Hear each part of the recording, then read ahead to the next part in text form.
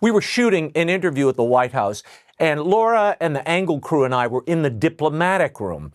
I was kind of in awe because that is the fireplace that Franklin Delano Roosevelt installed in 1935 to conduct his fireside chats during World War II. The room is used formally to welcome diplomats and state visitors. The cool antique wallpaper on the walls here, that blue antique wallpaper, it dates back to 1834 and it was installed by Jackie Kennedy. President Trump then took us down to the Oval Office. I'm in the portico of the White House, and, well, you know what this room is. So here's a question I ask. So Reagan has a place of prominence, and George Washington has a place of prominence. And I've asked this question maybe 200 times. People come in. I said, so who would you put in the place of prominence, George Washington or Ronald Reagan? Who would you put? Washington. So far, it's 219-0.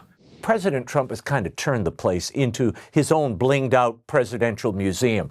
There are, by my count, 20 portraits now hanging in the Oval Office, as well as some added gold here and there, and an original copy of the Declaration of Independence. Portraits of Washington, FDR, Reagan, and yes, Lincoln surround the president all day long. What amazed me was his familiarity with his predecessors and Trump's veneration of them and what they contributed to the country.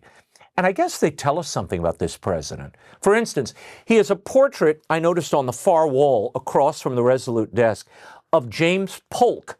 Okay, it's next to the fireplace. Well, Polk expanded the U.S. incredibly. He annexed Texas from the Mexicans. He claimed the whole Southwest region and California.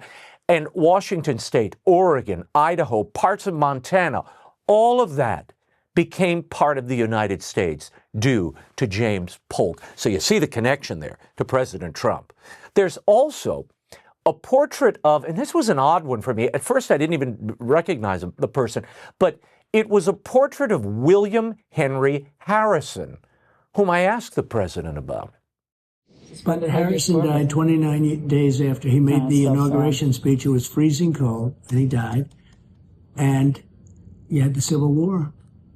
He was the strongest opponent against war. He was a peacemaker, yeah. Yeah. Would have been different. And then you wouldn't know about Abraham Lincoln. But you wouldn't have known about him either. No, I wouldn't have known. Because when you solve wars, unfortunately, you don't get the same credit. President Trump in person, I have to tell you, he's disarming, hilarious, always on point. And you know what his superpower is? He speaks like every other guy does. There's no pretense. He will meet you wherever you are, whether highborn, middle, or low, he's there. It's incredible, really, also to see the White House and to see it up close for as long as we were there. Thank you for watching this clip of the Arroyo Grande podcast. I don't want you to miss an episode. Go to our Arroyo Grande Show YouTube channel and subscribe now. Turn on notifications for breaking commentary, inspiring interviews. I want you to live a broad, thriving Arroyo Grande. Come back soon.